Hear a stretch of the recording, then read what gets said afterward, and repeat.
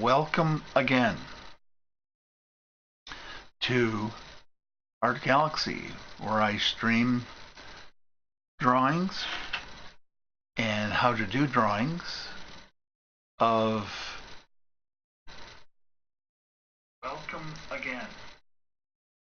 gaming characters, which I'm really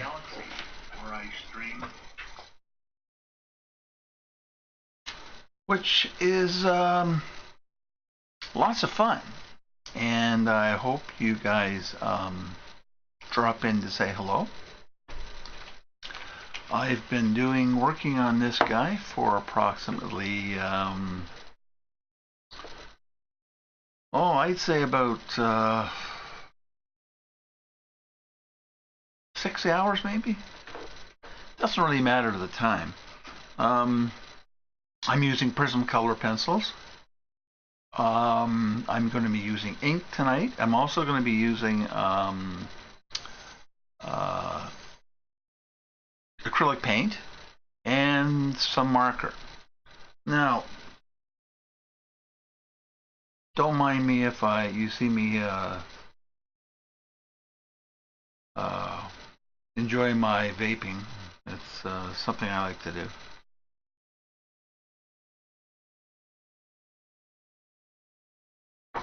So no, I'm not smoking a cigarette, I'm vaping. So I'm using glycerin, food grade glycerin, so it doesn't cause any damage, which I really like. And as promised, what I'm going to do tonight is I worked a little bit on the background last night. Now I got a request from one of the people who have been watching, following along, and they want them to look. They asked if I could make them a little bit more scruffy, like I think they use the word dirtier. And I thought about it, and yes, indeed, I can do that. And if you would like, adjust the lights here a little bit.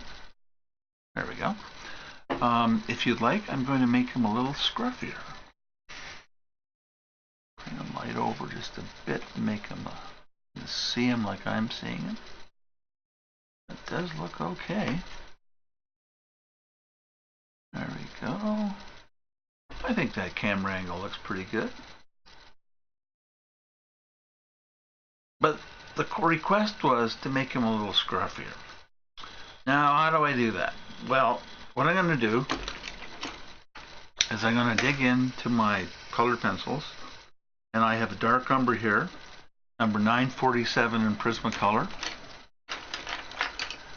and I have light umber, which is 941 in Prismacolor.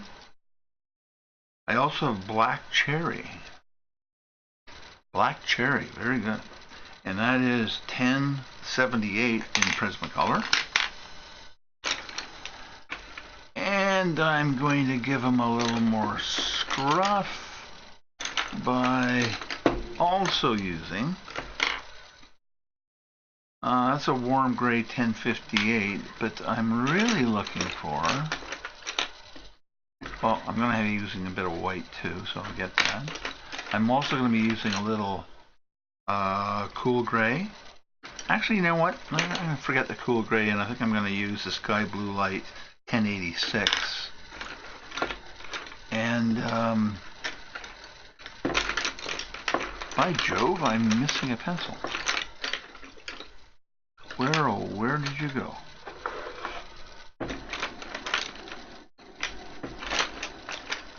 Where, oh, where did you go? Did I leave him somewhere else?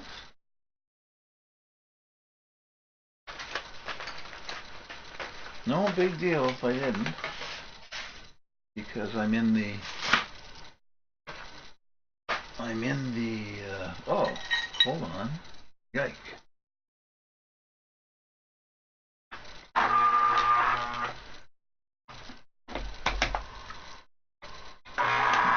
be not alarmed. What that means is the thing is jammed full. In fact, so jammed full, I can't get any more in it, so just hold on.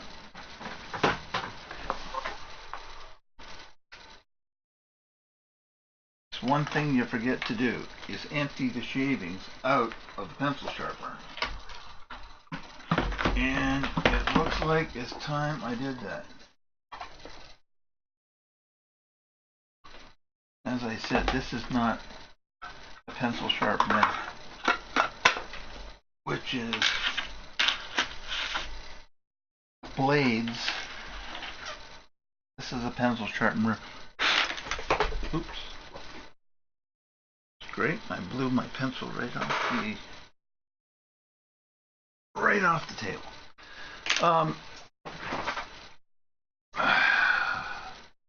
And as prism.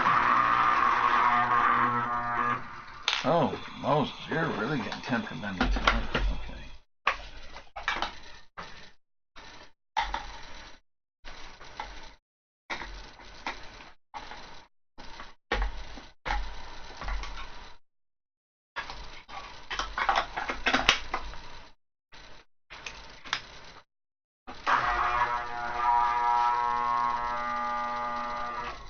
Wow.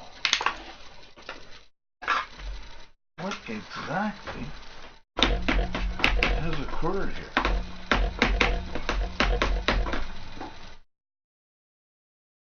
I think it's so jammed up that it won't turn.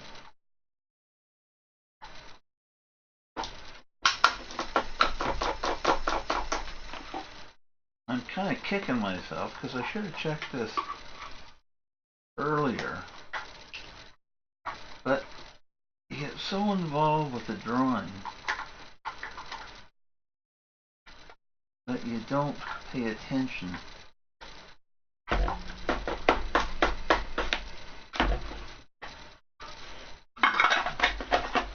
to something you take for granted, which is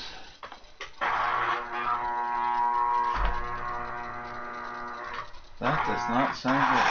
Ah, we're back in business. Sorry about that. And I have that nice sharp point that if you've been following along, you know I love to have a sharp point. The sharp point is absolutely critical to doing this kind of picture. And what I'd like to see now is some scuff. Well, we're going to start off with the dark umber. And what I'm going to do is I'm going to darken down some of the scuffy marks, so he looks battle worn. Because believe me, this guy is definitely battle worn. I'm just seeing how that's looking. Putting a little more up here. As promised, I've got a slightly different setup than I had. It makes drawing easier for me in terms of getting to different parts of the drawing, etc. I'm going to move this light just over here and do them a little scuff marks, a little dirtier, a little more battle worn.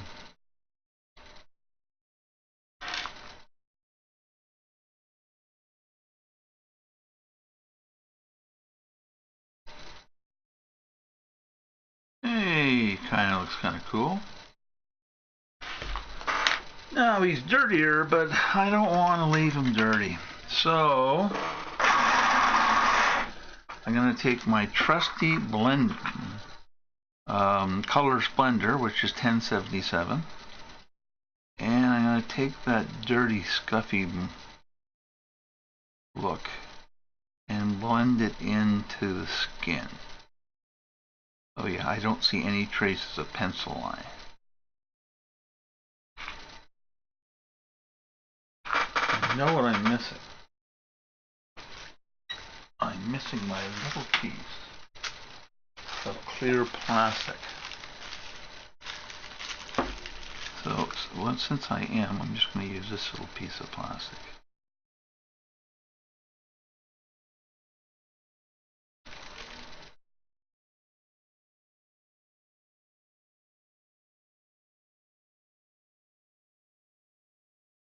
I asked the other night, would anybody like to see a little scarring going on? And I didn't get an answer. I can put some scars in. No problem at all. Healed scars. I'm not talking about like dripping blood scars or cuts. Healed scars. And if you'd like to see that, please just let me know. I have no aversion to doing that at all. This guy is a guy who fights for a living. Now, I'm also on Quora. I don't know if anybody knows what Quora is. Quora is you ask a question and people who are expert in the field answer questions. And my background is archaeology, history, art. I'm an archaeological artist. And that's why I have such a kind of a wider range of history. Because it's a requirement. I mean, you have to have an inquiring minds want to know type of attitude. And in saying that, Quora is a very, if you're the least bit interested in, what you can do is you go into Quora if you don't know about it, and you ask a question, and you pose the question, and what you do is, like for me, I go in and put down where I consider my expertise, so to speak, and the consequence of that is simply that I get asked questions pertaining to what I know, and then I answer them if I want or not. Somebody else might answer them, but I get about almost 2,000 people a week who click on to read the answers. So what I'm saying to you is, you don't have to just go by me. Anything you're interested in, you can put down as a question, and somebody will answer it who's an expert. But it's a very good forum for getting answers, and you simply log on, and there's no cost. Beautiful, good part of it. There's no cost at all. But I average about,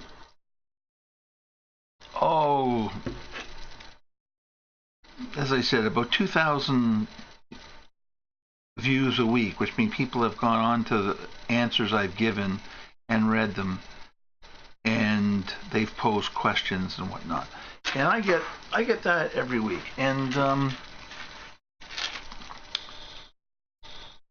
over Christmas, I haven't been answering as many, but so I'm right now I'm probably around 2,000 a week. But as I really do a lot of answering, it's gone up to as high as maybe 6,000-7,000 people all over the world a week get an answer, and they can like your answer or dislike it, or they can vote it up or down, or if Quora thinks the answer isn't good, they can take it off. That hasn't happened to me, but that's the kind of thing there's somebody moderating the whole site, so it's not like Facebook or anything, but there's some moderators that know if people go on. So you don't get any, what I'm saying to you really is, you don't get the trolls, and you don't get the, know, people who are on there basically for a joke, or because it really isn't a joking site. I mean, you can ask a joking question, but you don't. It's not there for that. I mean, I've got two I have to answer sometime today, later on this evening. Somebody wanted to know, for instance, about the library in Alexandria, and somebody else wanted to know about the Piri Reis maps, and oh yeah, last night somebody asked the question, why did the Roman Empire fall? And did it fall? And when did it fall? Like, well, they knew all that, but they wanted to know the economic implications of why did it fall and what was the reason. And anyway, it was a big answer, but so then what happens is, once you answer, if you have a question similar to that, or you're just curious, you can go onto the site and read the answer. So if you've got a curious type of mind about things, it's well worth doing it, in my opinion, because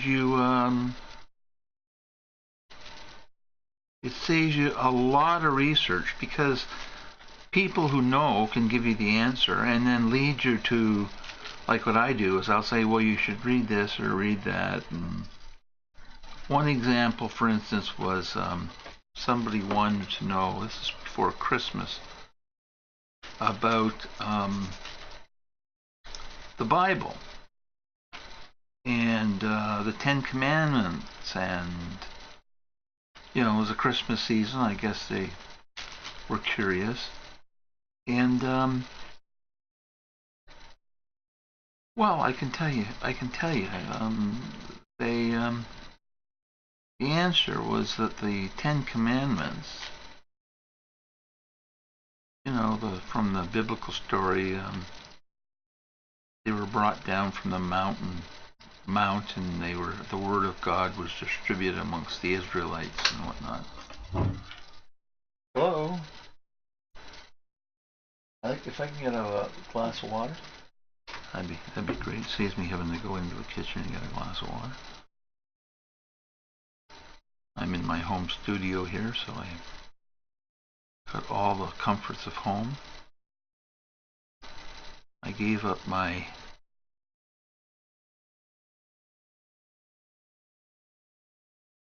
regular studio, gallery, and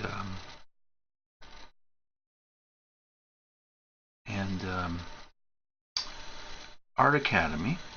In 2013, I sold the business. I'd run it for almost 15 years, and I decided, well, I gave it up. What I did was, I kept doing my private lessons for a little while, and then what I did is I decided I always wanted to live in a warm climate. So I picked up lock, stock, and barrel. I'm in a condo right now, which is a condo we've owned for a long time. We had it rented out for years. But oh, thank you.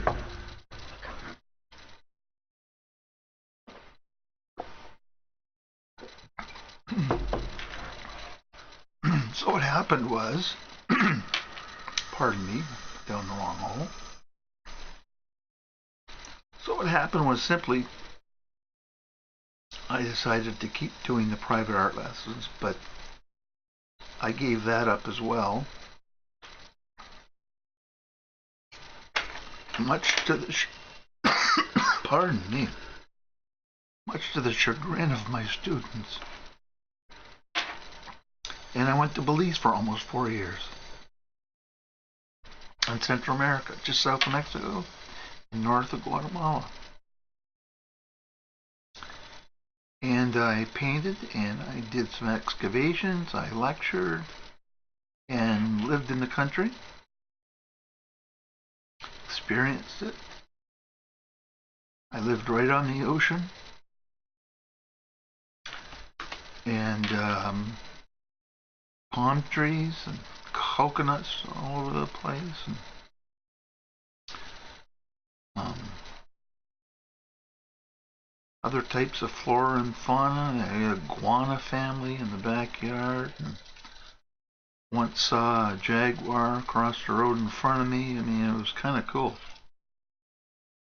And not to mention the birds. I mean, the macaws and parrots, and God, it was paradise. The ocean was about 100 feet from my front door. And I painted, and I also taught lessons down there.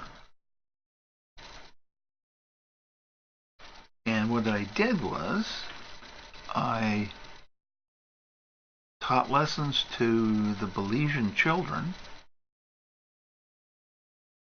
I'm saying like teenagers. I gave them lessons for free. So then I decided, well, since I'm doing this anyway, I would go into the schools and I'd teach the kids, like whole classes of kids, for free. Unfortunately, what happened is that it never came to fruition, teaching the kids in the schools. And the reason was simply that you needed a work permit to do that. Now, I wasn't down there to work. I mean, I didn't want a job or anything like that. I just wanted to do the art lessons, and that was it. And everything was for free, by the way. No, I didn't charge anything like that. So I said, "Are you kidding me? I'm doing this for free." And they said, "Well, yeah, but you gotta have a work permit and all this stuff." Now it was, and by the way, let me make this clear: it was not the teachers that did this. They were dying to get me to go in there because that allowed them to pass on stuff to the students. They had no clue on what to teach them for art. They just didn't have that kind of thing in Belize. So what happened is I said, "Are you kidding me?" I said, "I need a work permit. I'm working for free." They went, "Yeah, that's the rule." I said, "Okay. Keep your rule. But count me out. I'm not interested. So I got to go through all that crap. I'm down here for sun, sea, and sand. And to paint and do archaeological stuff. And do lectures and stuff like that." And boy, the teachers were really upset. But I told them, like, don't bother. Really, just don't bother. And the reason I said that was because I just couldn't be bothered with the bureaucracy. I thought, like, are you kidding me? I'm doing this for free. I don't want to go through all that. But besides that, I mean, the people were just fantastic. I mean, really, they were great. I made great friends down there. But after almost 4 years, I decided that, yeah, it's warm all the time. It's fabulous. I mean, I loved it. But funny, after 4 years, I kind of said, I kind of miss the seasons. Now, I know if you look outside in Canada right now and you see the winter, you go, are you out of your bloody mind? Like, what are you talking about? Seasons? I mean, it's cold out there. Yeah, it is, but I'm born Canadian, and I grew up in that, and it doesn't bother me. And I mean, really, in one sense, it was really cool. Like I'd have it'd be 80 degrees in January, right? And swimming in the ocean. I'd be thinking, wow, if I was at home, I'd be freezing to death. But after a while, so I hightailed it. I didn't hightail it. I mean, I made arrangements and left and came back to Canada. And here I am. And the minute I got back, some students called me and said, "You're back." I went, "Yeah." "Can we come back for lessons?" I said, "Sure." So I decided I'd only teach like maximum like 8-10 people, so it's not like it was before. I'm not like doing all day every day. I made my own schedule up, and if they fit into it, then that's fine. And yeah, it's what I do, and that's kind of what led me to Twitch, because Twitch is kind of it's like an online art lesson. I thought, well, you know, if I can reach a whole lot of people, and that's what I decided to do. We reach a whole lot of people, and those people are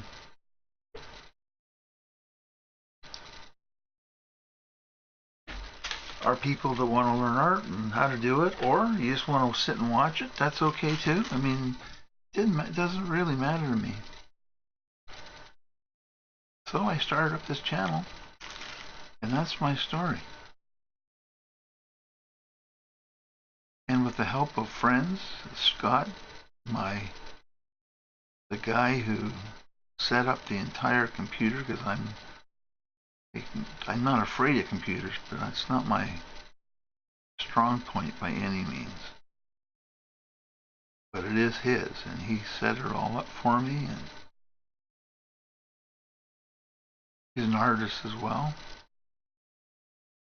And bingo. Does that sound like fun?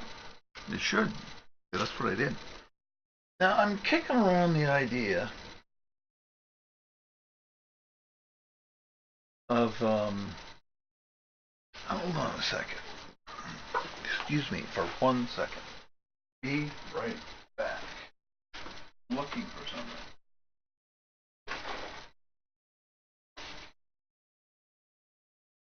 As usual. Okay. All right, I found it. Now, this leather casts a little bit of gray-green, which is a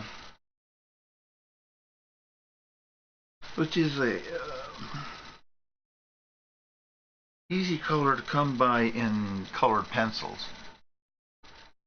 but not so easy to come by in marker. So I am looking for, now that's an interesting color. I'll give that a try. Bronze green.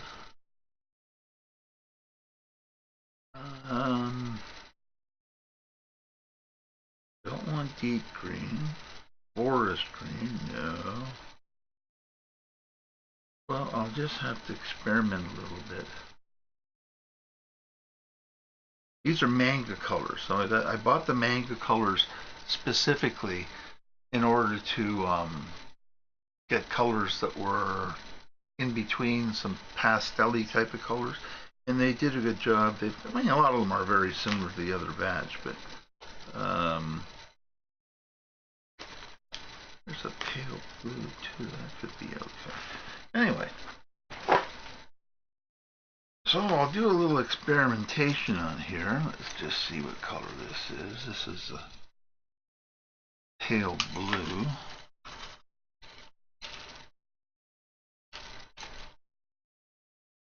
Okay. And I'm going to go in on the leather. Put a little bit of this color down.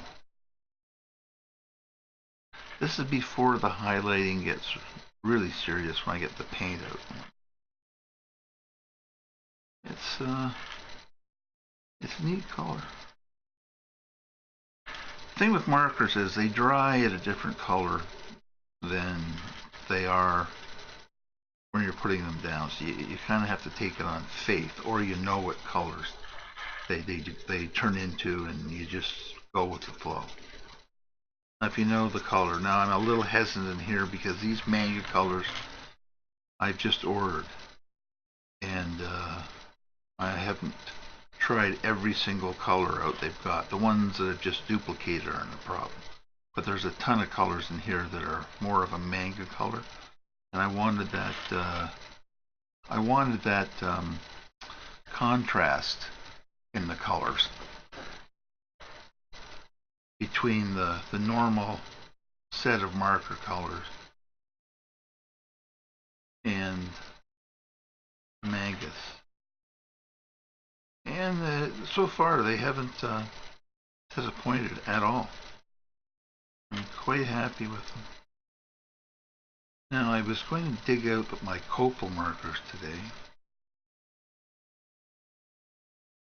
that were in storage, but I decided, like, well, I started with these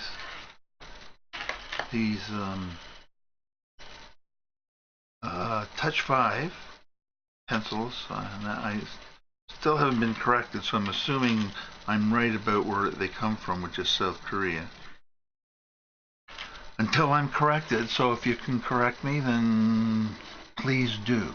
I'm not sure if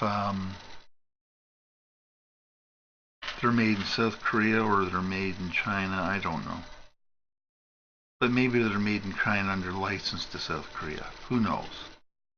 But the point of the matter is that I decided to go with them.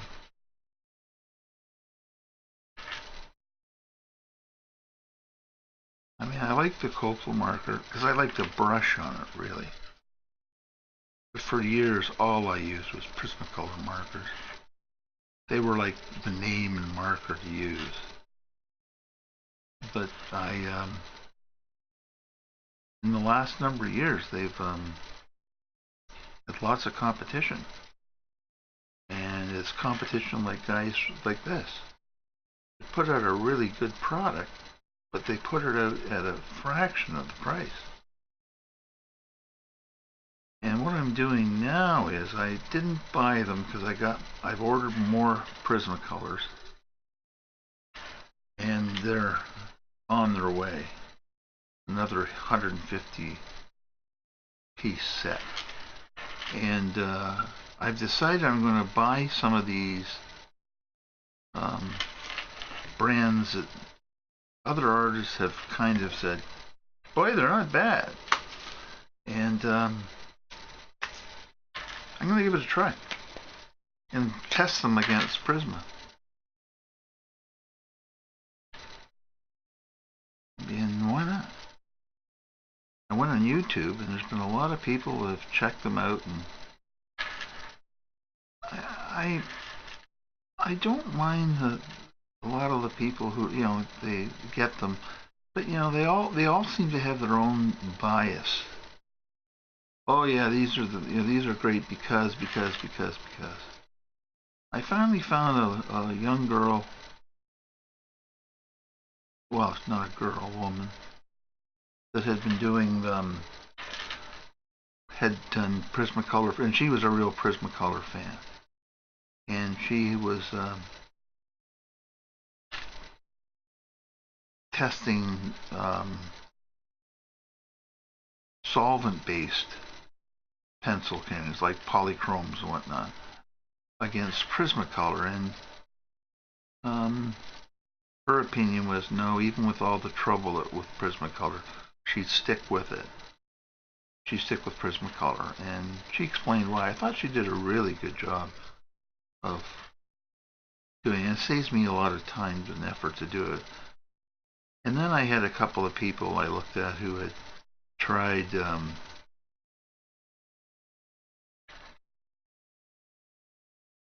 some of these markers that were, and then I finally found somebody who had really kind of gone overboard with some of these sets from, I guess they're from China, somewhere in Asia. And I'm about 5 minutes into the video, and I'm looking at the sketch. Everything looks okay. So I'm just, just in a bit of a dry spot, so I'm looking down the comments, and somebody says, "You're one of the best colorists on YouTube." I went, "Oh, wow. She's known for color." And then I realized the sketch she was doing was out of like I guess a high-end coloring book. She didn't draw anything. She just colored it in. And I'm saying to myself, are you kidding me? Like, what's with that? You get a picture sent, you buy it, and then you color it in. So what's the difference between that and using just a normal coloring book? So I watched for another 5 minutes or so. And that's exactly what she was doing. I thought, God, I mean, a colorist.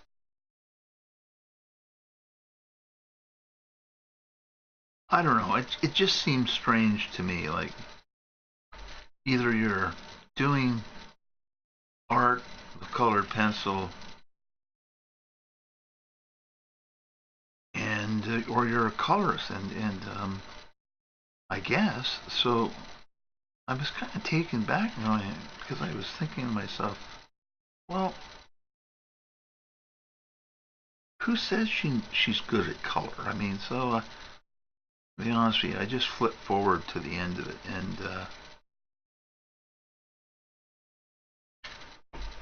it was okay. I mean, she didn't do anything wrong or anything. I mean, but I'm just reaching for my blender over here. But I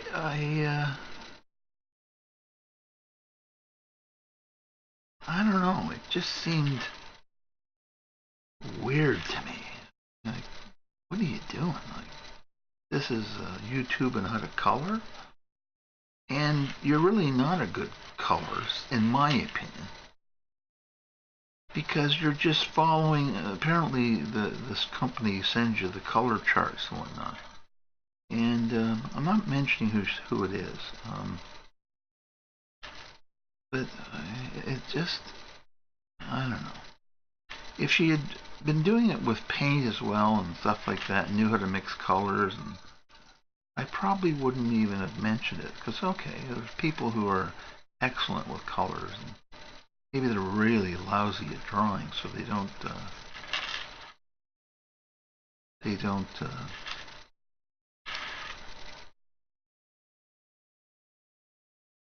draw their own drawings or whatever. But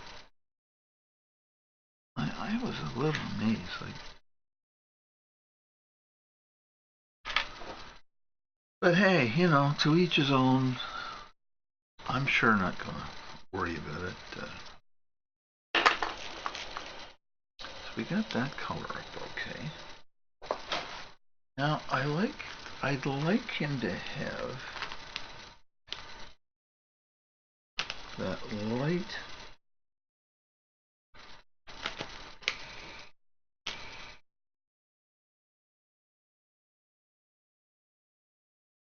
Okay, well, here's a color for you.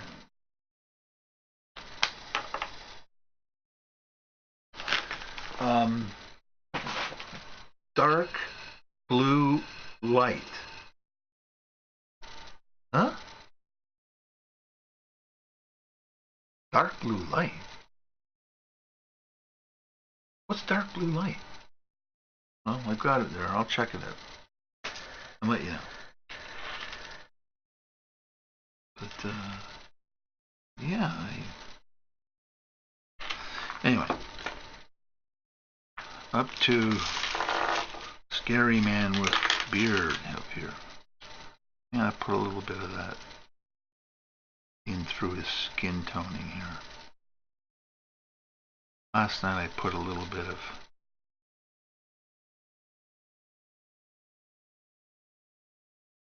green over here. And worked really well. I covered the green, mind you, but with a light blue. So it was a very, very light color. But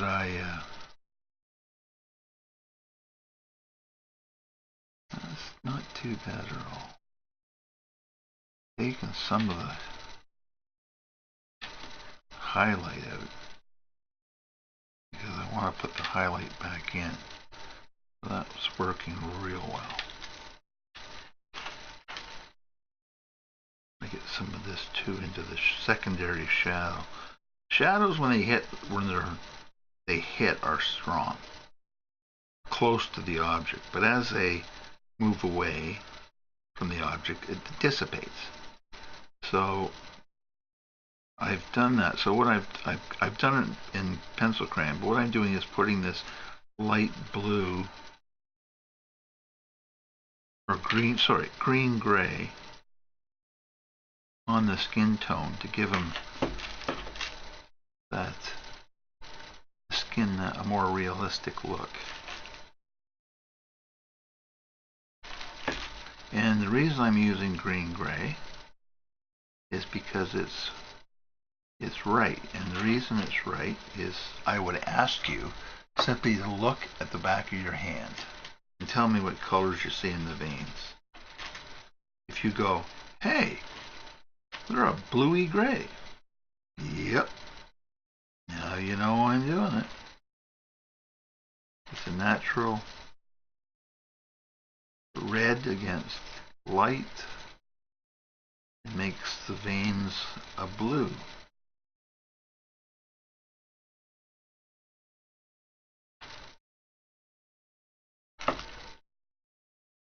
In fact, most artists, when they were training, that's how they would do their painting. They would do the entire painting in tones of blue-gray. In grays. It was actually called grisaille. And they would do that in order to figure out all the tones. Because until like the 1880s or whatever, you had to have a color mixer. But you didn't have to, you could do it yourself. But there were specialists out there in the art world who gave you color mixing. So you'd do a painting, you'd map it all out, do all the sketches, figure out the colors, what you needed, and then you'd call the guy who mixed the colors, and he'd come to your house or your studio, and he would mix all those colors up for you that you needed. And the beauty was that if you had underestimated or overestimated the color, you could simply just call him back, and he could give you the exact same color again. That was their specialty. And it ended with paints that people could literally just buy out of a tube. Like, you see Renoir used tube paint, etc. And really, it wasn't. I would say that in the beginning, they did it because they wanted to save money. But it limited them to what they could work out in color. Because maybe the guy was really good in greens, and maybe he wasn't so good in reds and blues and stuff. Anyway, you took what you could. So when the color started coming out in tubes, oh, this was really the greatest thing since sliced bread. Now I want a little bit more of this green on this, our friend here. So I'm just gonna into the leather put, this is number 47 and it's grass green, or what they think grass looks like. Truth of the matter is, grass is all sorts of different colors, but this is grass green. But that's art. I mean, one person's grass green is another person's whatever.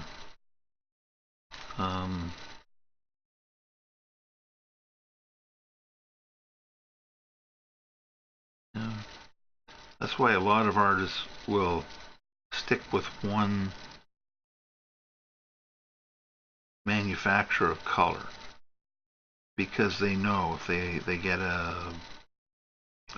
some color X, they know if they buy a new tube they still have that color X, and that's why they do it. Or say if you move from gold Liquitex to golden, or some Amsterdam or some other color, their CAD red may not be exactly the same CAD red as you're used to, therefore you have to adjust everything, and artists by and large can't be bothered doing that. It's art, is the painting is the thing, right? So that's why they stick with one manufacturer. And the manufacturers are constantly bringing things out to entice them over to try their product. And you got people who are like me, who were hired to demonstrate and show you what could be done and whatnot. And it worked out really well. But it's hard to get an artist to change their colors. It really is. Manufacturer, I should say. Now, I guess you could say the same thing with me about Prismacolor, because I use Prismacolor for years. I've used it for years and years and years. And I've also used the polychromes, and I've used other paints or other pencil crayons and whatnot that somebody's come out with something that sounds really cool, and I've done it and checked it out and whatnot, but I still keep coming back to Prismacolor, and one of the reasons is that their quality control absolutely sucks. There is no question about that. When they first came out, well, they came out a long time ago now, but they were made in the US. And they were, the minute you used them, you fell in love. You just went, oh my God, where have you been all my life? And they held the market like tight for years and years and years. And then they started manufacturing their pencils in Mexico. Now, I'm not blaming the Mexicans. Don't think that. I'm not saying that at all. But I'm saying the quality control went down the tubes. It's just terrible. And I was reading a few things the other night, and I'm not the only person who's written to them and said, "What is your problem?" And I've never had a response, and needless to say, the people who complained didn't seem to say they ever got a response either. So that only tells me that I guess they don't care.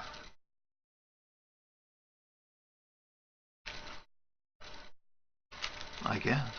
What else could it be? I don't know.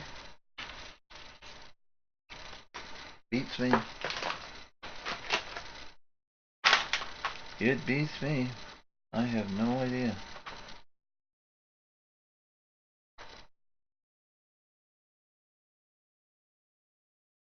Okay. The nice thing about these new is they throw in a white pencil, 8mm, and they also throw in, this one they threw in, I'm assuming green, I haven't used it yet, touch color it's called. Cap's green, so I assume it's green. But they're handy to use. I'll give you a little demo on here. You just usually they're packed upside down so you don't. They come to life only after. Well,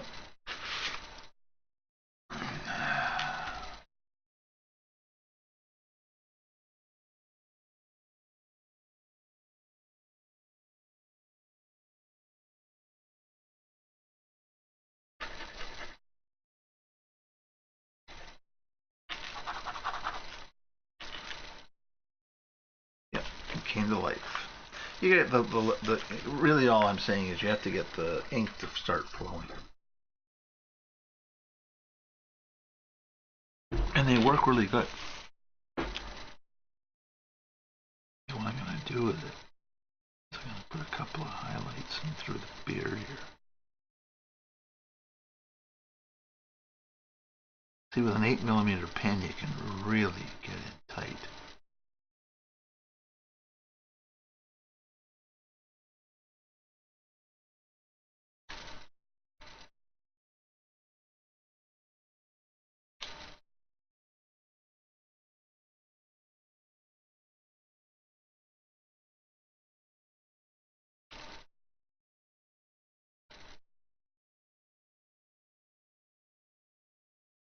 And if it's a little bit too much, just give it a little rub with your finger, and you can take it out.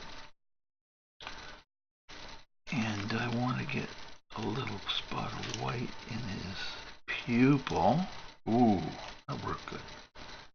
And I put a little bit more on each side of his eyeball to make his eyeball look round.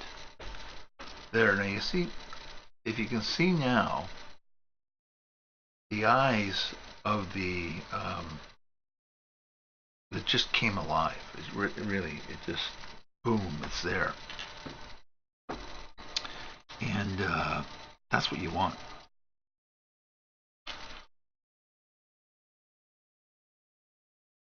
And I wanted to do a little bit of cross stitching on this, the leather.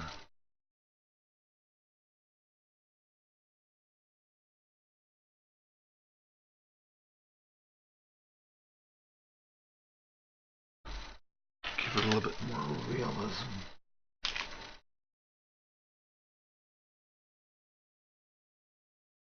You can put in as much or as little as you want. That's the beauty of it.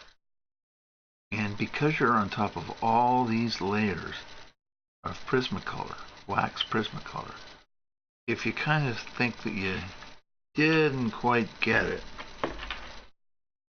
then you can always just go right over top of it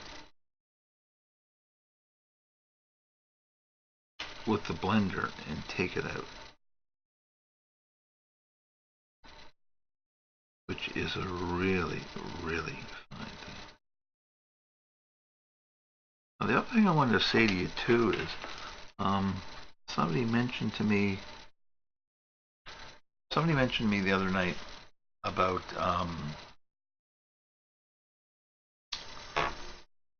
I had mentioned that like eye strain or something, and I said to them, yeah, well, it's real, and the reason why it's you get that when you're doing this type of thing. In fact, anytime you're using ot lights, you're going to get it. Like, here's the logic. If you go out in the sun, most people wear sunglasses. Why do they wear sunglasses? Well, they wear them because of the glare of the sun. Makes sense? Well, if you're drawing and you're under an ot light, you're literally under the glare of the sun. And if you're under the glare of the sun,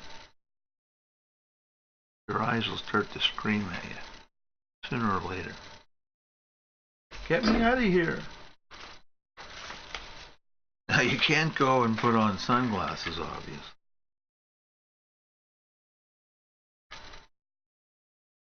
Mind you, for fun one time, I did do a painting with sunglasses on, tinted glasses, to see if I could get the colors the way I wanted. And you know what? I wasn't half upset with it. But what happened is when it came to flesh tones, oh man, it was it left a lot to be desired. Let's just say that. It left a lot to be desired. And it was a sickly color. I mean, holy Moses. And I was mixing the paint the way I thought it would look, you know, just to see if I could kind of do it from memory, which you can do. But my perception was completely thrown off by the sunglasses. You gotta keep clearing the end of the tip of the pen to get the ink out, because it's picking up.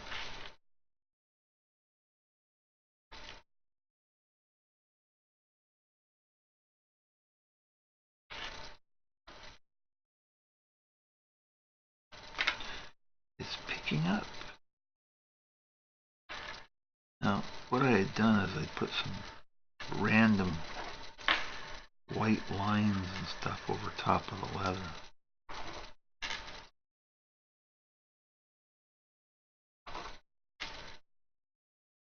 And I'm doing that again with the white pen. Just little nicks and bits. And what it does is it adds a little bit of realism to your painting.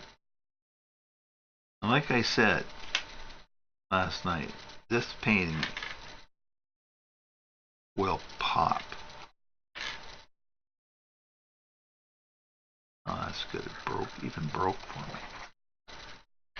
See, it just gives it that little scuffed look. And if you're really not versatile with a brush, it makes your life much easier.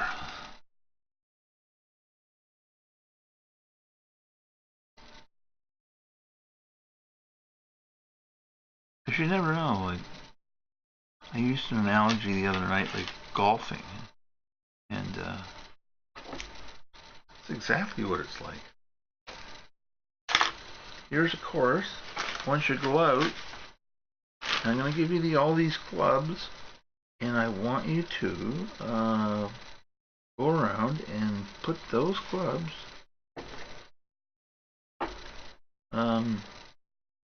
get those clubs and put them into these 18 holes. So you don't know anything about golf, so what you do is you pull out a putter and you start hitting the ball. And what happens? You get your score at the end of putting them into holes, you find out that you hit the ball like 8,000 times. Why? Nobody explained to you how to use the brush. Nobody explained to you how to use the club. So it's a part of it's a tool set that you have to become well aware of. Now, this is the honest truth. I know artists who do their entire paintings with like 2 or 3 brushes. I know artists who do dozens of brushes. But it all comes down to what you're comfortable with. And if they're comfortable with doing that with 2 or 3 brushes, okay. Now, back to the golf analogy. I know people who will play an entire game of golf with a putter, a 3-iron, and a driver. And you know what? They're pretty good. Like, I've seen them play. I'm not a big golf guy by any means, but boy, they're pretty respectable. What I heard when I was golfing with them, like, people were keeping their scores up. I don't really care, but people were keeping their scores, and they came in right in the thick of it. So, okay. But again, they use more than one. So like an artist uses 3 brushes. Okay. What's wrong with that?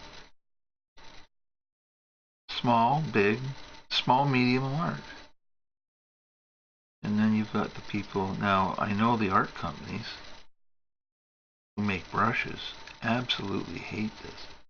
And the only place I'm really picky about a brush is in oil painting.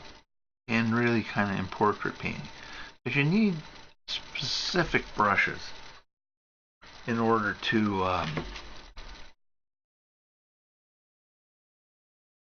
get the skin like really smooth if you're doing that kind of a painting. And you need a fan brush to do that. I don't know. I've never seen anybody do it that I thought was just an unbelievable job who didn't use a fan brush. You know what a fan brush is? It's this. Got it? And when you blend in oil with it, wow. It is unbelievable the effects you can get. If you know how to use it. Again, I'm saying that because you have to know how to use it. And that's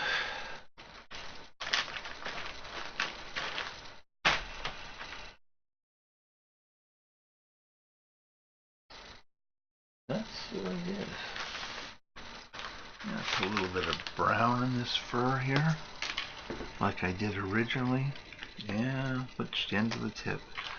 I did originally with colored pencil, so I'm laying a little bit of more color on top of it. The brown color for the fur.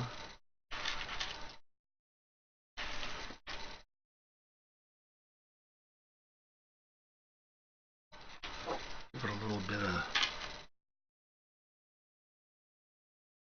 taking some of the broader highlights because it's individual hairs, right? So individual hairs will have a little color on them. But I want to go in here with the whites just to see where they grabbed it. And tomorrow night, not tomorrow night, Sunday night, I'll be starting Loki.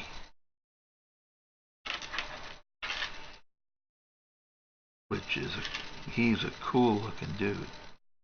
And it looks like a ton of fun. So I hope you tune in to see that because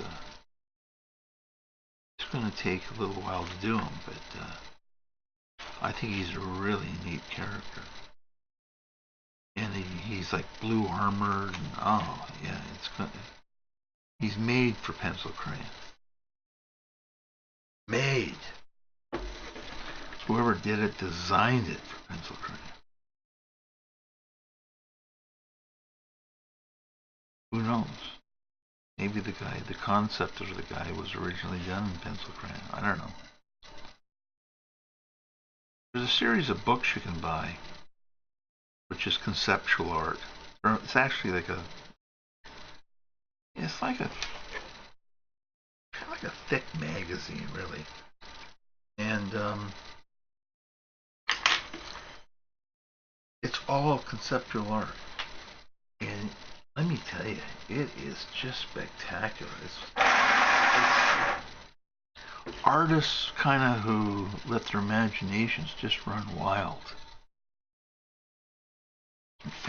It's called Scepter. You can get it on Amazon. Back copies. I have them all because I just love to see what these people do. And the other thing about it is that, which I like, is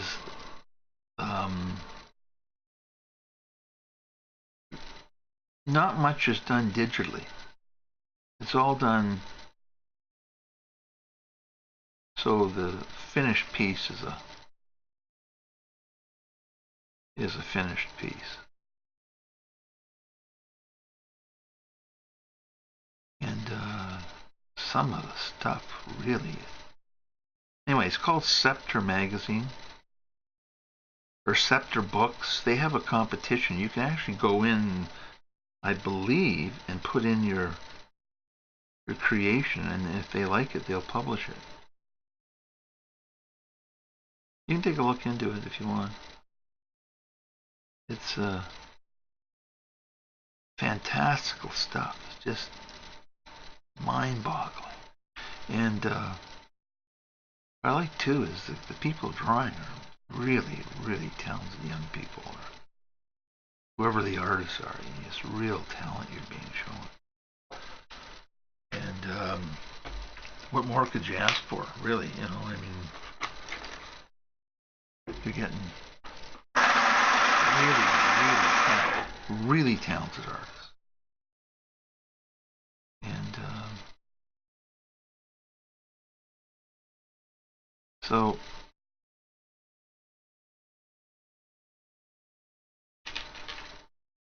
feel free, you know, like take a look at it.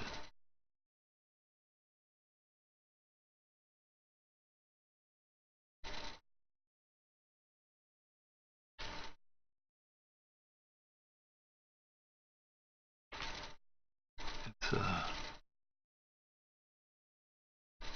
amazing artwork.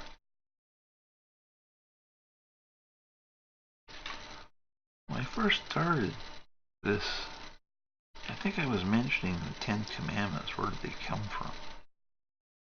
Well, there was a Babylonian king,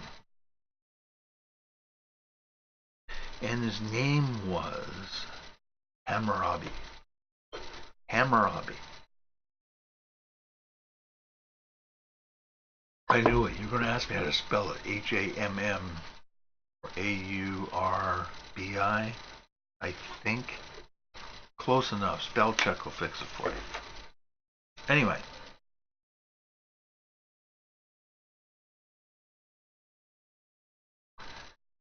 He was a Babylonian king. And in order for people, you know, people now started living in cities back in Babylonia. How people would know how to survive in a complex society, well, you had to have rules. In other words, you just couldn't go up and kill a baker because you wanted bread, and you said, well, I'll just kill him, I'll take whatever he's got. Well, you know, you can't do that. It's not civilized, right? And why would you? So, anyway, civilization evolved, and it reached a certain point where Hammurabi decided you needed certain rules, and there was a lot of them. But the big ones, the big rules, were thou shalt not kill, thou shalt not commit adultery, thou shalt not steal, thou shalt not, and altogether, I think there was over 100 of them altogether. But if you condense it all down, the main ones were the Ten Commandments. So that's where the Ten Commandments came from. The Code of Hammurabi. It's still available to read it if you want. They have the code. It was chiseled in stone. And you can read it and you can see it's the Ten Commandments. And this predates like the Bible by 1,000 years or so. And so it stands to reason somebody somewhere said, you know, that Code of Hammurabi, that's exactly what we need for our society to. Sure. I got an idea. Let's just condense it down to the basics so people would know, and then they could produce more laws later on. But the commandments, thou shalt not kill, thou shalt not steal, thou shalt not this, thou shalt not that. Anyway, the 10 of them were the main ones, and then these commandments were so important because people had to live by them. They, well, I guess somebody decided to make up a story. And when that was story, came down from God on a mountain. Well, if the God's name was Hammurabi, then you're right. But if it wasn't, then they were just borrowed.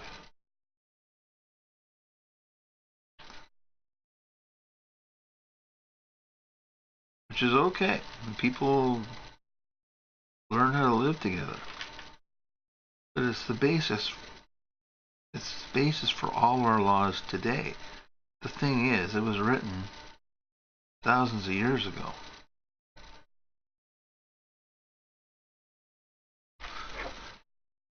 And the rest, as they say, is history. The Babylonians were around a long time. And they knew how to survive. They were a powerful, powerful nation. That wasn't until Alexander decided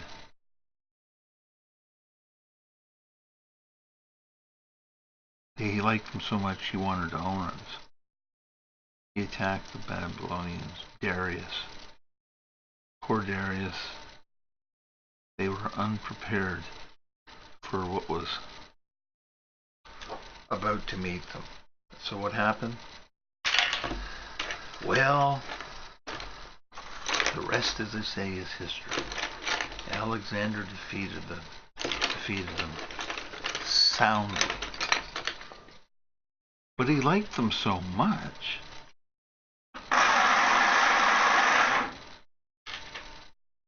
he had his soldiers marry the young Babylonian women, stay if they liked. And now if you go to like Iran and you go into certain tribes in certain areas, they have green eyes. Do you remember the National Geographic girl?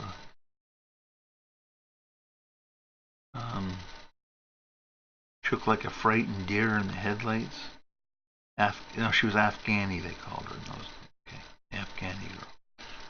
Well, remember her green eyes? Well, those green eyes came from Alexander the Great soldiers and were a genetic throwback. But if you go to northern Iran, you'll find people with blue eyes, and it's all intermarriage over the centuries.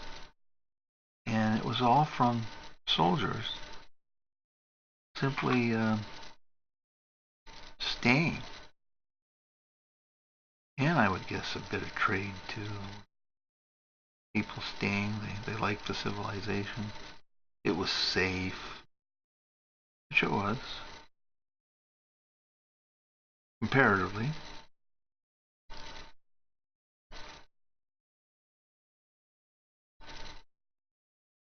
Alexander was an incredible war leader. And if he hadn't been drunk all the time, he probably wouldn't have died so young. But that's what these guys did. They fought all day and they drank all night.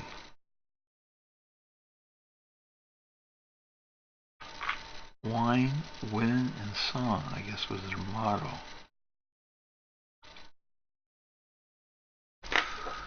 Now, I'm not saying that they were wrong, but he did die at the age of 33. Nobody really knows of what. There's been rumors for centuries that he was poisoned. Was he poisoned? I don't know. Nobody's ever going to know. Because nobody knows where he's buried. Or if he's buried, or he was cremated, or what it was. Maybe he was, maybe he wasn't.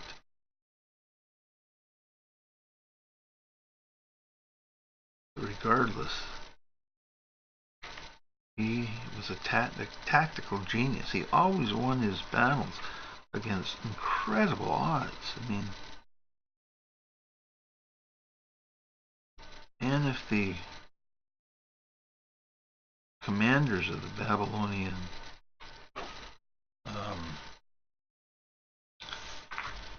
or the Macedonian armies hadn't said, we've gone far enough, we're tired of non-stop war. I mean, God knows where he would have gone. He ended in Afghanistan, so you can imagine the amount of fighting these guys did. And the ones that stayed.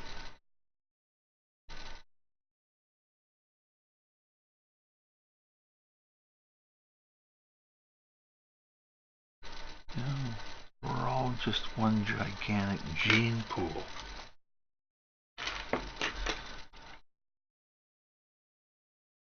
Now, if you remember correctly, I put down some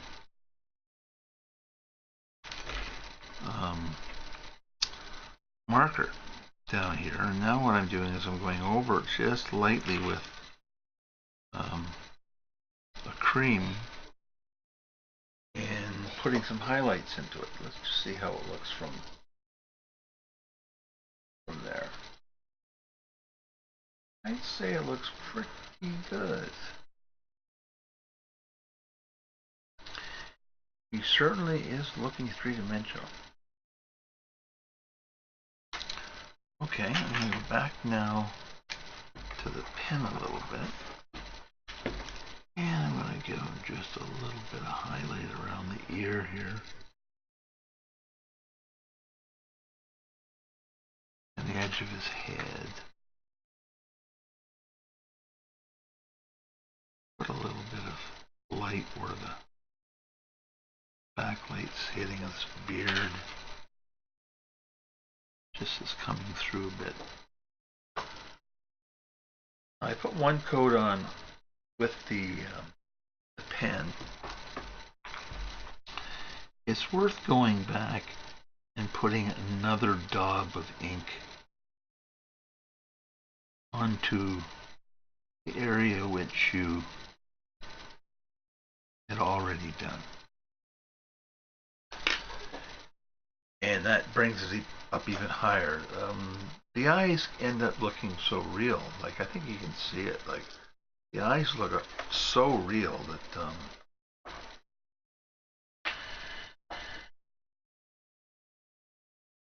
I just hope he doesn't come to me in a dream and says, hey.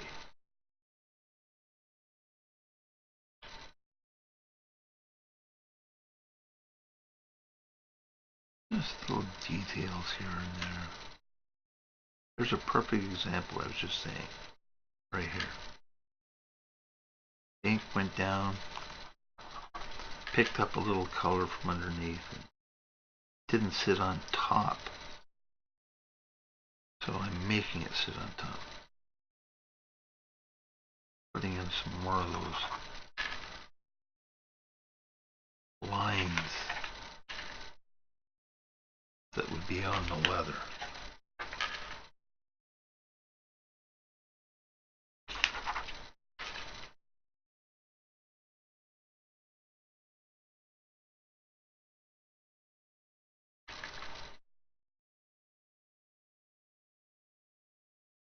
I'm just going a fine outline here.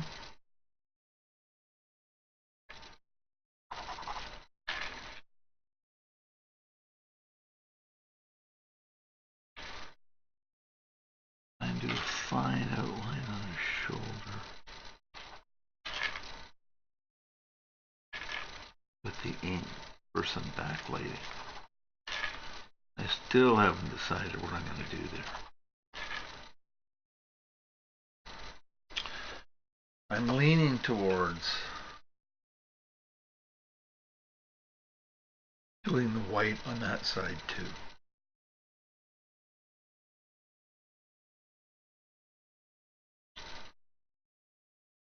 Or at least bringing this out. Actually, that's a thought. Get some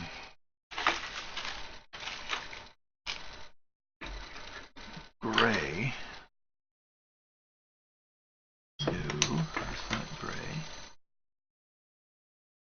I could have sworn there was gray around somewhere.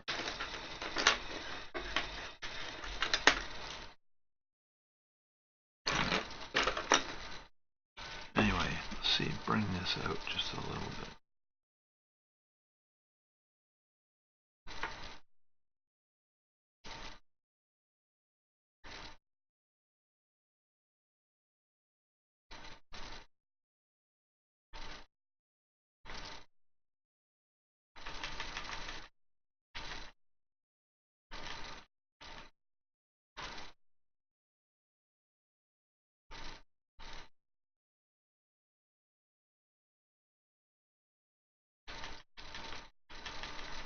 Do a blend in the middle here.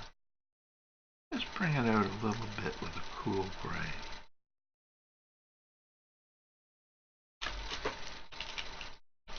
And not make such a straight line of it, like let it sort of fade. Actually, I'm liking that. I'm liking this.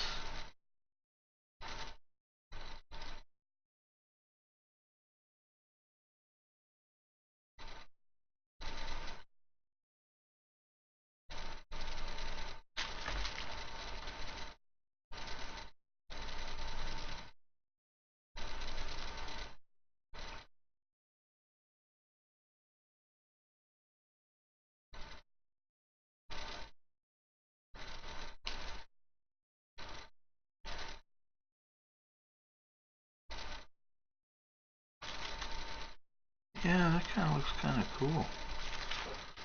And it pulls out a little bit to get that. I can literally shade it out into nothing.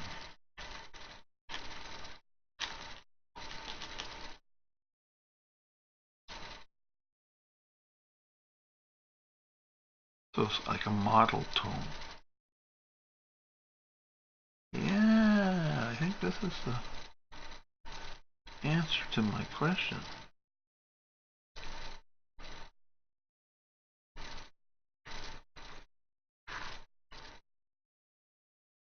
Anyway, I was talking to you about lights.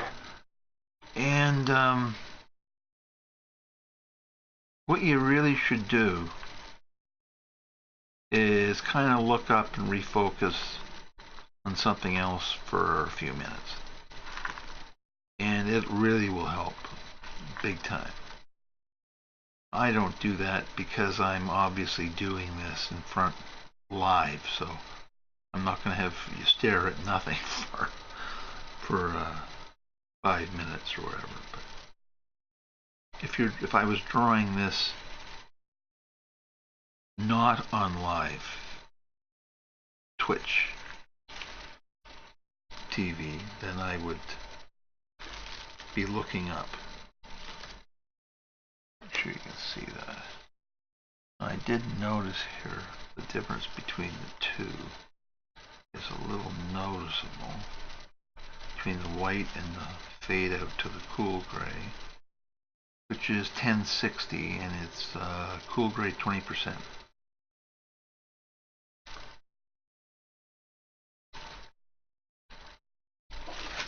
Now it comes out like that, and now what I'm going to do is clean off that colorless blender.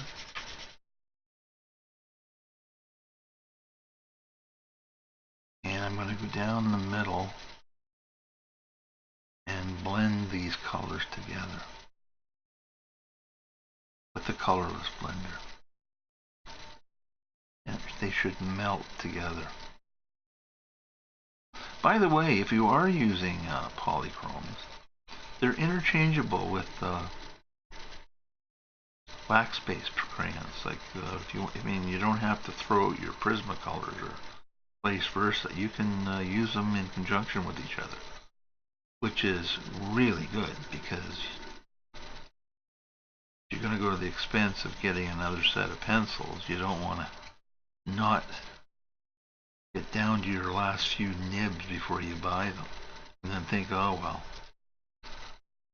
useless, but I had my fun. It doesn't have to be that way.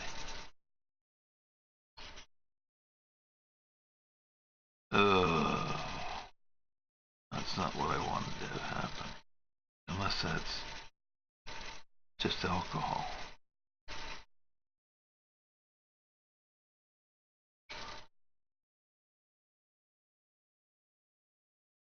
Yeah, it's just the alcohol.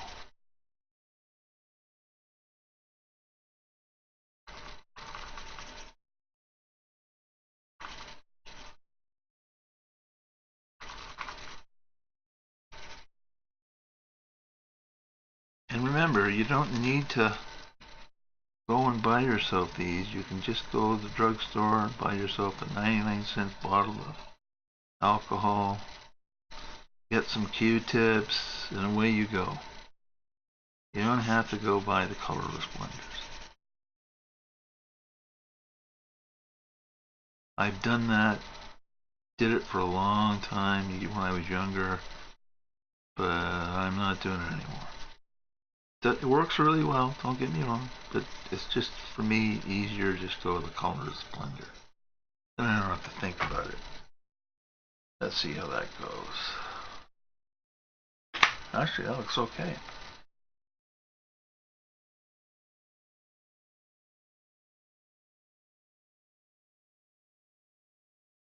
It looks really okay. So I'm just going to put on here back in 2 minutes. Okay? And I'll be right back.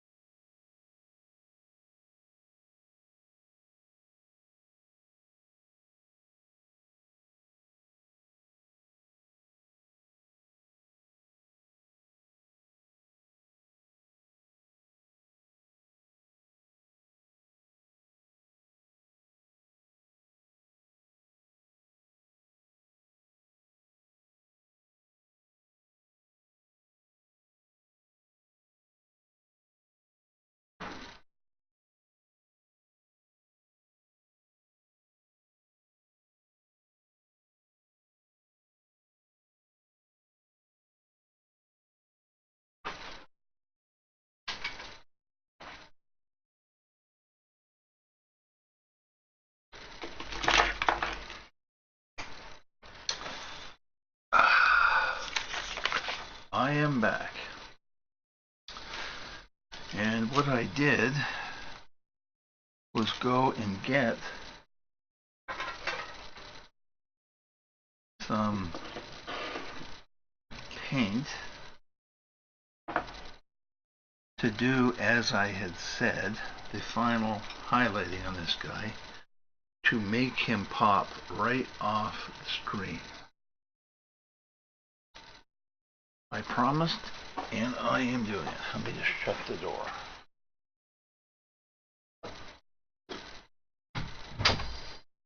There we go. No ambient light. Now, okay. I'm going to touch up the darks first.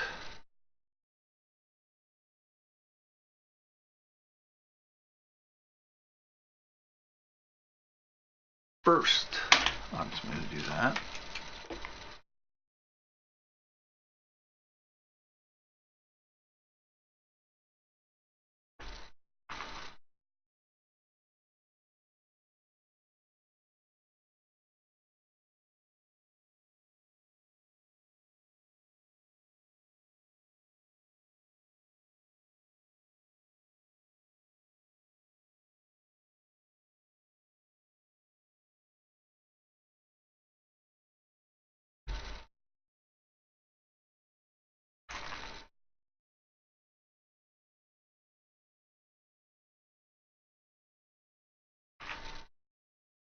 This is the technique that I've been talking about. You see me go with the ink, the marker,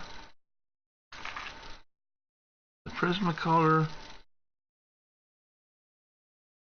and now the paint, the acrylic. And this is what makes these pictures, paintings, just come to life. In my humble opinion.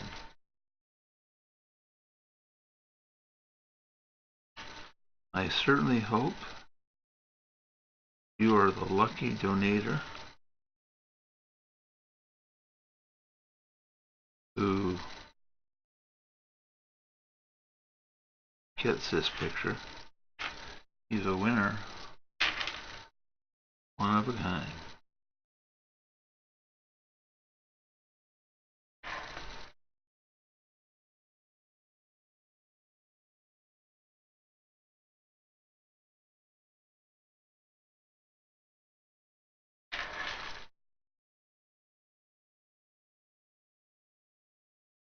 Now these steps I'm taking are to push back the darks.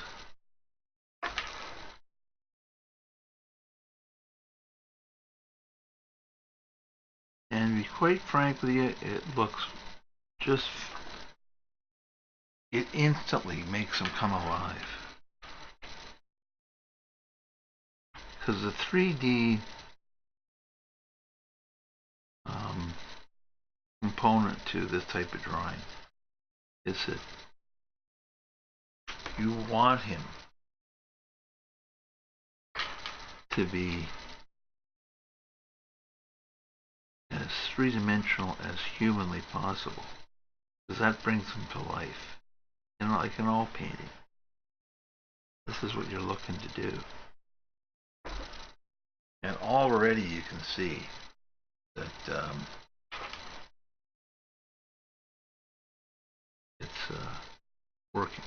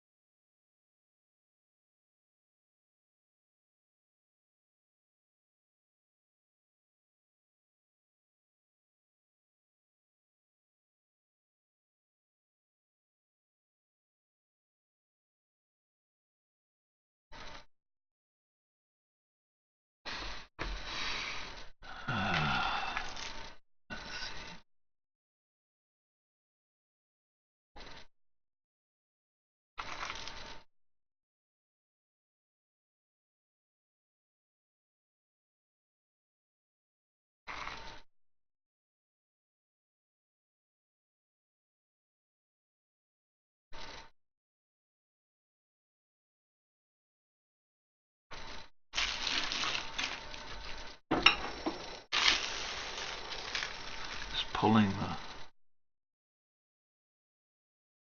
paper over so I don't drag my hand through the paint, which is not a good thing.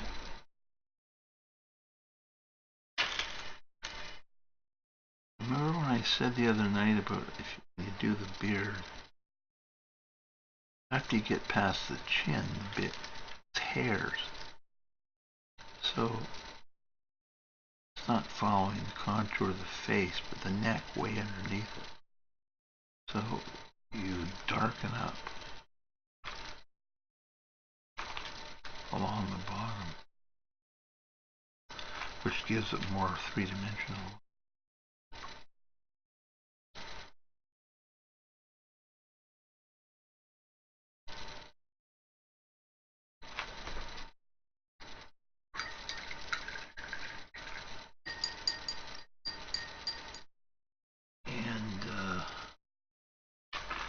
Let's see, this would be down here. And take some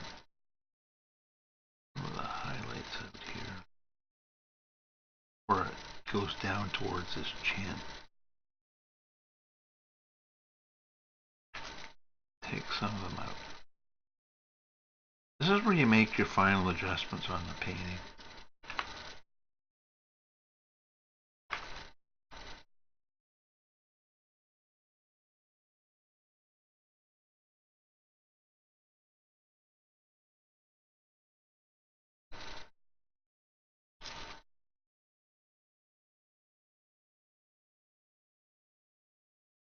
And now, not for the faint of heart, but you have to get in there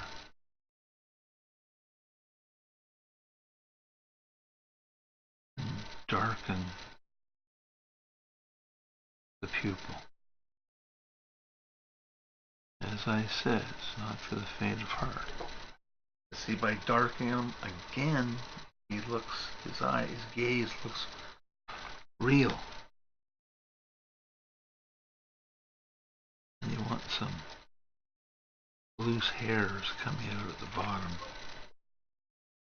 I mean, it's not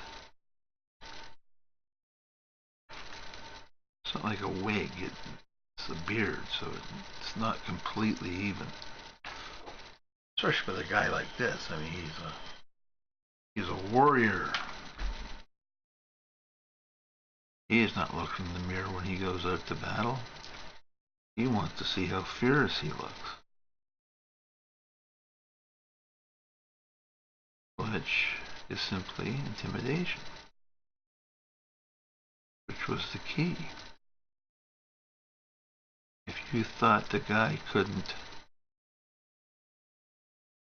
you'd never be able to fight a guy like that, well, you've already lost. He hasn't done a thing except look fierce.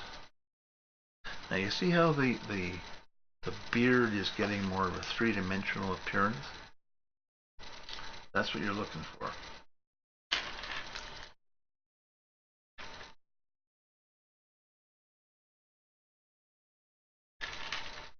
Put another coat on down here, making some of the fur, a little bit of dry brush method, making the fur a little bit spiky.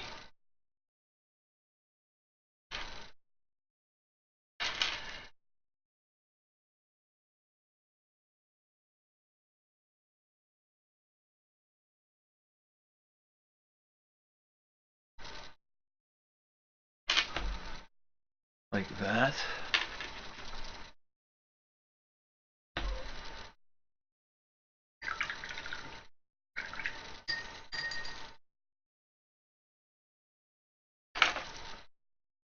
So let me see if there's any other places I need to get some.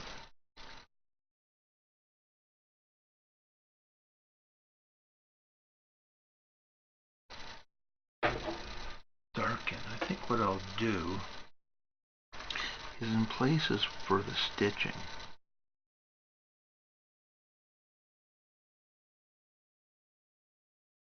I'll put some darker areas in the cross pieces.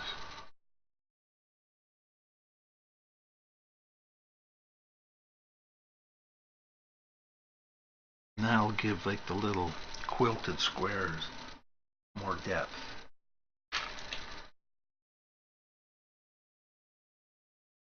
Now remember, I'm going over marker and colored pencil and everything. Well, that's the beauty of acrylic. You can put it over anything almost.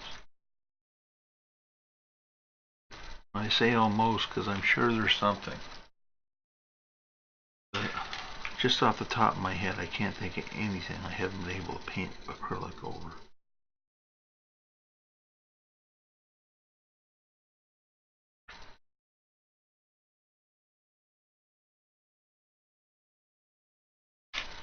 I'm sure there's something, but I don't really think, I can't remember what it would be offhand.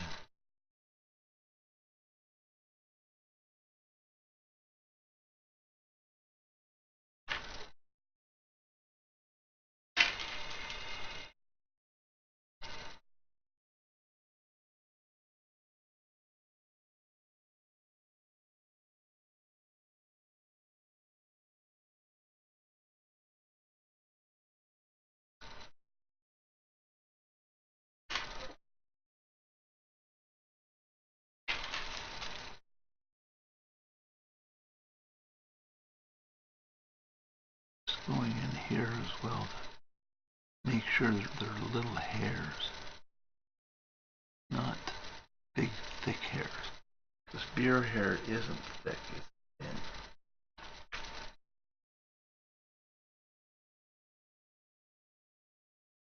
You can adjust the size by just running a little bit of dark paint along the edge of it. And you can also take it right out if you want to, which at times you may want to do.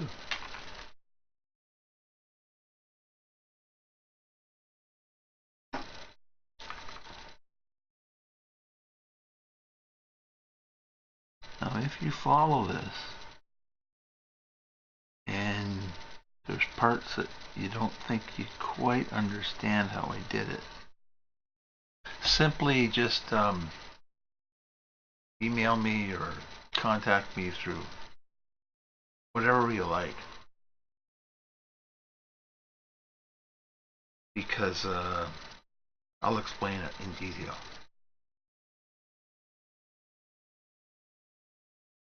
I promise.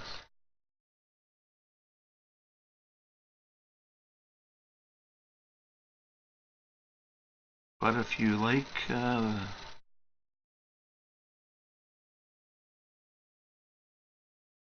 gaming art, then enjoy. It's really fun to paint this stuff.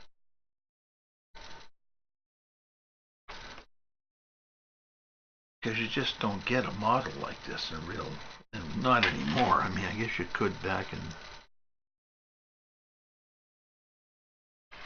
the day, but you can't get a model that looks like this.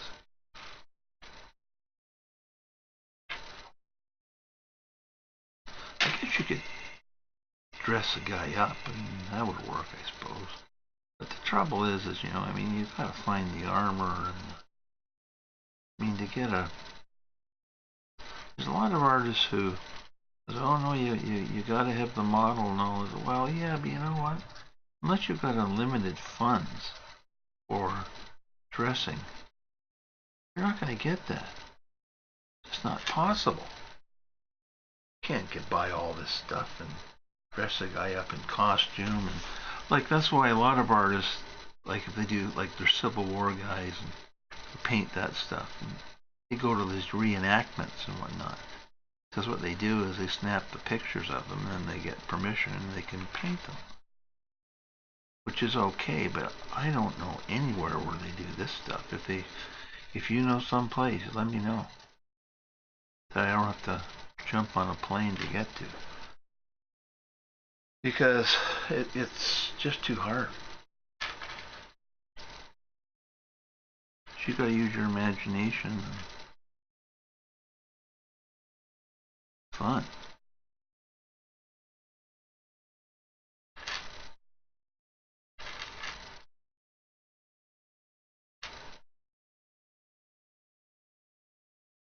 I mean, I love it. I mean that. I just love it. It's just so much fun.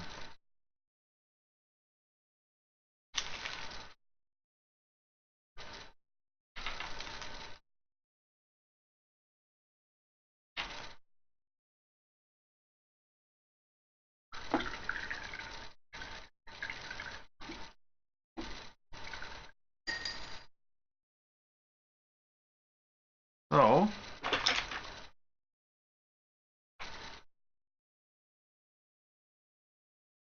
now I'm going to do a little bit of the white acrylic. And put a few little highlights in here and there.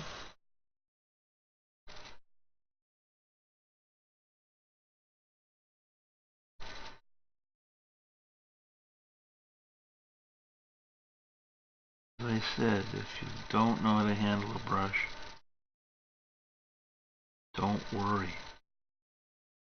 You can always adjust it by simply taking the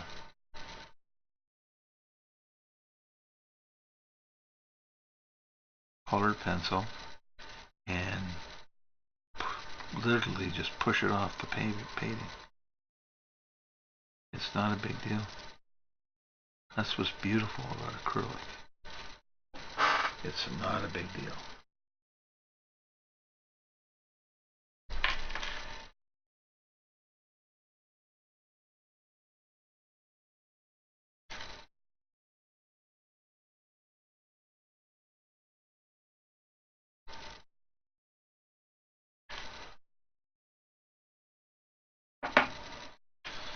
So you don't have to worry.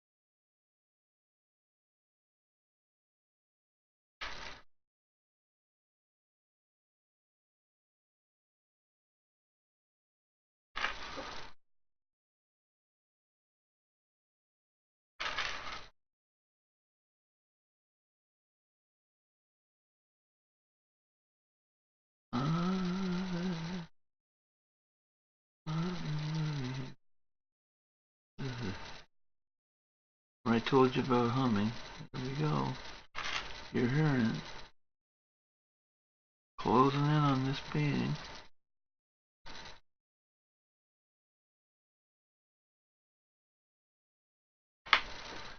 Now starting to hum. Could be a whistle, could be a hum.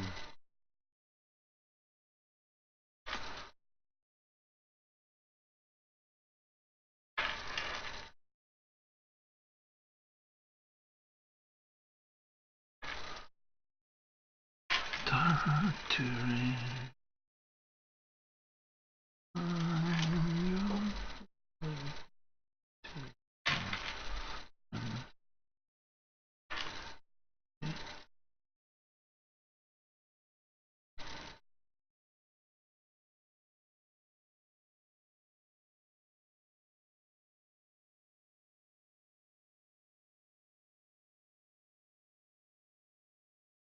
I use a little bit of dry brush technique on the fur. Don't know what I picked up there, but I picked up something. What is that?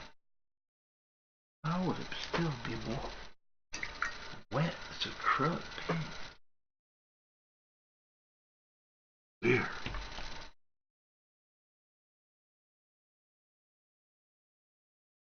There you go. Somehow a little bit of something got on the paint. I don't know how. And it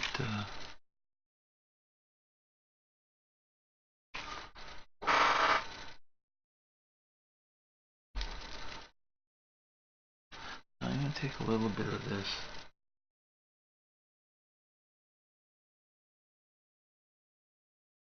Oh, I know where it is. Okay. I got it.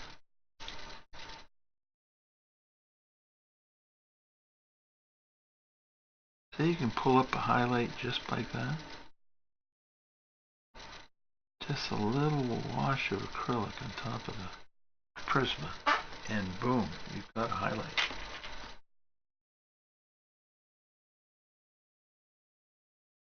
I mean a high key highlight. That's the whole point of this stuff. It's on high key.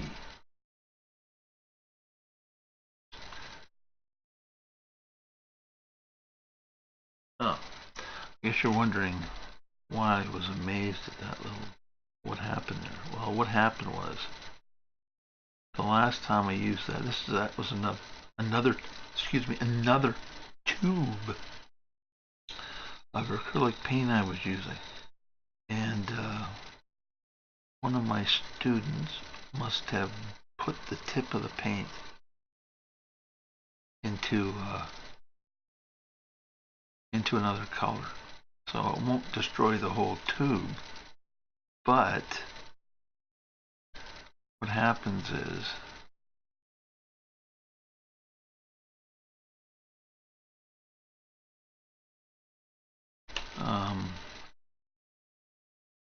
when you squeeze it out, that little bit of color comes with the white. And if you don't notice it right away, you'll notice it soon enough. And that's exactly what happened.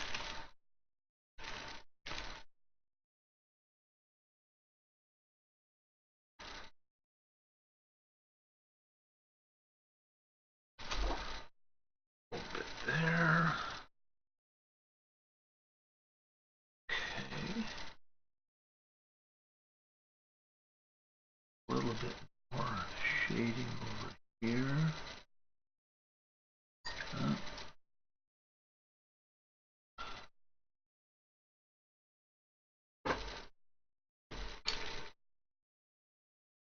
There, you see it go on, just like a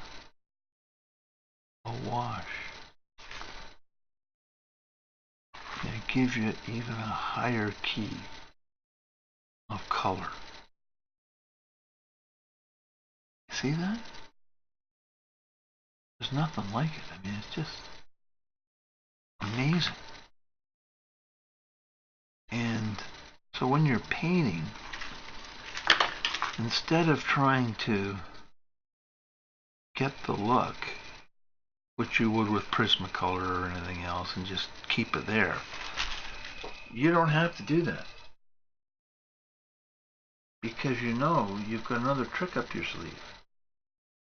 That trick is a little bit of acrylic wash.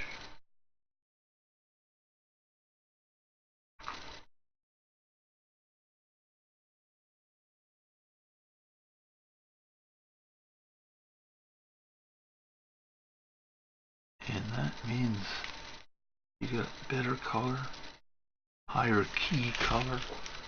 I mean, if you haven't noticed, it's just popping. Really, it's just popping. So I think what I'll do is I'll put a little bit of the wash on the leather.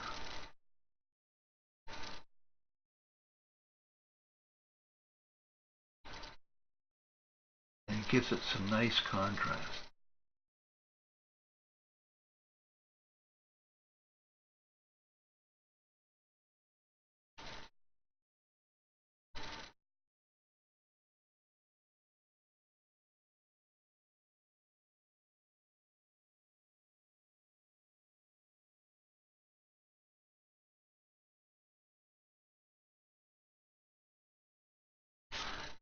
even put a little bit of it on top of where you put the marker. It'll go over anything. And that happens is that you dull marker color a little bit, which gives you an even more a more realistic tone than you had before. And what could be wrong with that? Nothing. And I go back into the darker color here. I want just a little bit of through here.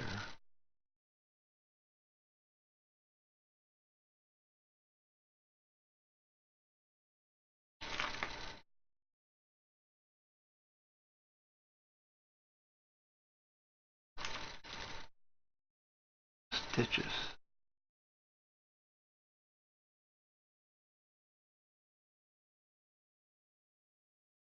On the leather.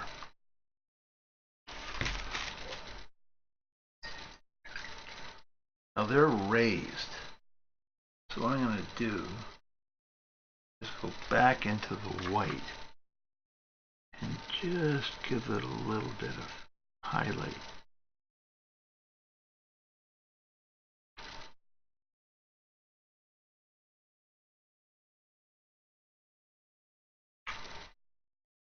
Where the light's coming through.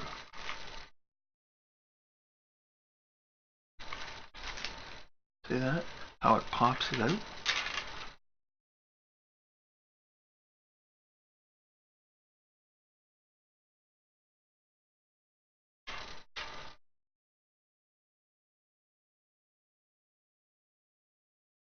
There are times now when you're putting the white down and it washes out a bit.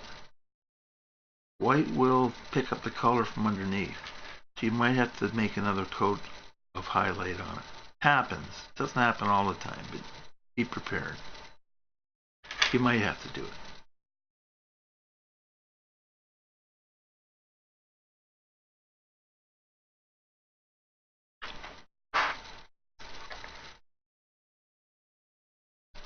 I like that look. Leather.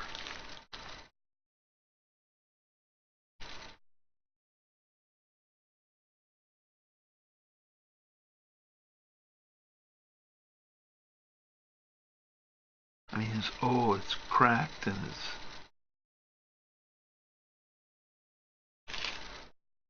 yeah, I think that looks cool. Okay, now back to the colored pencils and just a couple little spots I want to adjust on the white paint.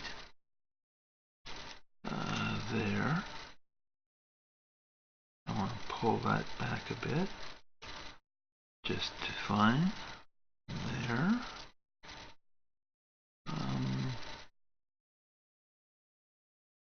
That pulled back a bit. Pick a bit of this up a bit.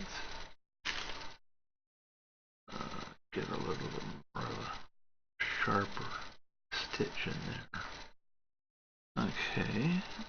Put a little bit too much on there. See how easy it is to pull it back?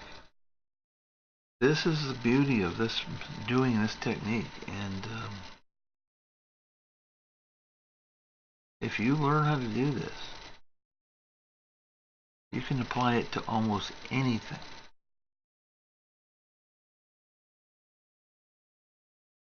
One of these nights I'll pull out a few pieces so you can see it. Some other things I've drawn with it. I just did a set of 3 bull elephants. And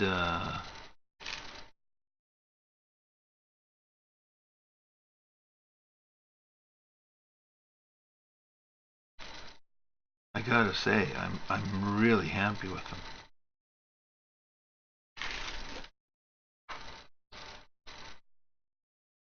Really happy. You can even lightly go over top of a highlight and just tone it a bit if you want. If you think it's just a tad too heavy. It's almost endless, and it's so forgiving with it. the beauty of this technique is the forgiveness factor. If there's some part you think you screwed up, whatever, no worries. No worries at all. Just go in and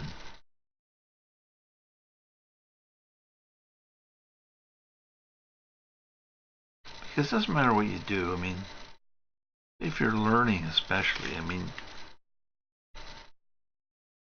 there's going to be something you wish you hadn't done or didn't come out to your liking. Well, the beauty of this technique is that's easily fixable. Whereas other stuff, you're stuck. So when you finish your painting, you're not necessarily really happy with it. And the reason for that is, like all artists do, you're super critical and you go, oh, I don't think I did that good. I don't think I did that good. And then somebody comes along and says, oh, I like that. You go, oh, no, I don't like it because there's this problem and that problem. For God's sake, don't do that. I must have said to that 1,000 times over the years to students. Don't tell people all the mistakes in the piece the first time they say they like it. I don't know what it is. It's an artist thing. And because people who like it don't want to hear about mistakes. They just want to say, I really like it. But you know, if you're telling me there's something wrong with it, well, maybe I shouldn't like it so much. Maybe my taste is bad. Maybe I'm the guy who doesn't know what he's doing or whatever. See, it's just dumb. Don't do that. Just say thank you. It used to be what my line was. Just say thank you. Don't make a commentary. Don't start telling them procedure. Don't start saying anything. Just answer questions and say thank you. I'm glad you like it. And you know what? I like it too. That's why I did it. So I was telling you about the red in the beard. I'm putting a little bit more of it back in.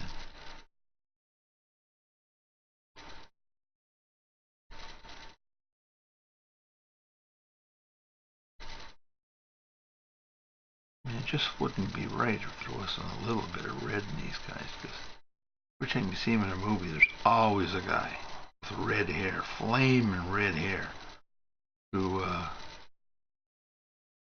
is dressed like this.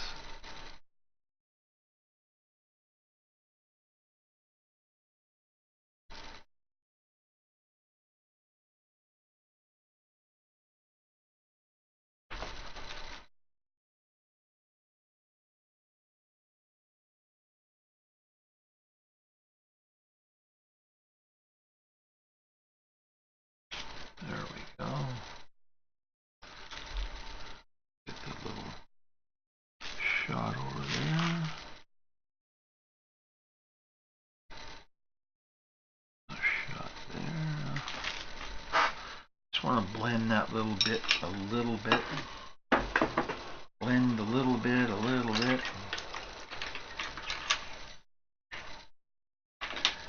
And like I said, get the stuff off of your brush or off your pencil before you do that, so you don't pick up some color from the last place you blended it.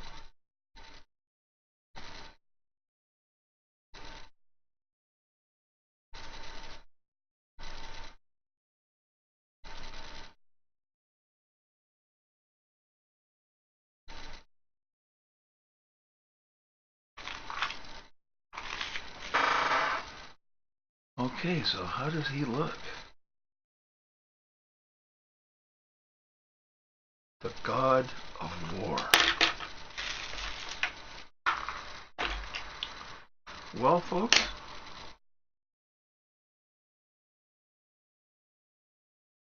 I'm declaring him done. All that's left to do is the signing, which I will do. I promise you. Now, whoever gives the biggest donation, and the things are coming up shortly. the bits, etc. It'll come up shortly. This painting can be yours. 11 by 14, ready for framing. Frame it with a 2 or 3 inch mat. You got 12 by 17. Then you put the frame on it, say 3 inch, so you got 15 by 21. So 16 by 20. They'll frame to, which is it's not a bad size painting for a wall, especially in an office, den, bedroom, you know, someplace where your gaming stuff is, because it's cool. And it's the right size, so even if you went to Walmart, grab one of their $12 frames with a mat and glass. You don't have to put glass on it, by the way. It is Prismacolor. But I would suggest you put glass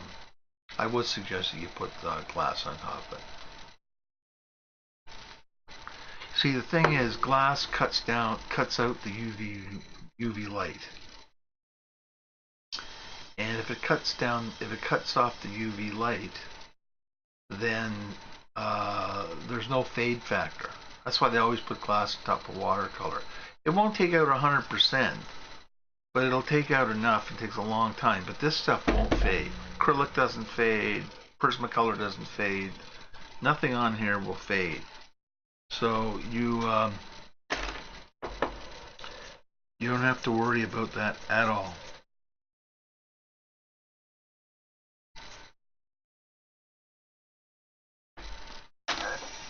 But I think he looks cool.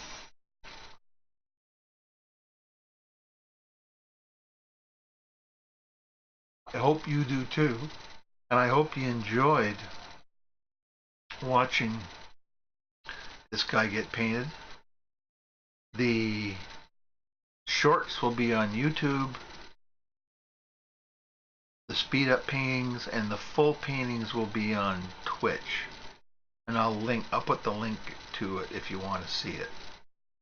And that way, if you're an art student or somebody wants to paint or give it a try with prismas or whatever you want to do, you can follow along step by step. And I think I'm about 8 hours on this this drawing this painting right here.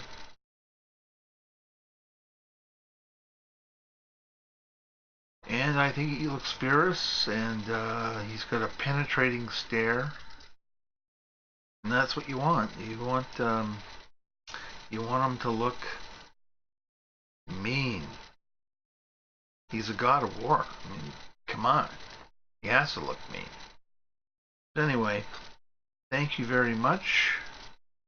And I'll be back on Sunday evening, 7 p.m. again. And we'll be starting Loki. And from the video game.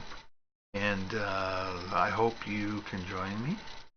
And now again, we'll be starting off from my sketch, and we'll be working on that, and that's the next project. I'm looking forward to it. I think it looks really cool. And lots of detail, lots of armor, blues to use. Oh, I think it'll look fabulous when it's done. But I'm really happy with this guy. Really happy. And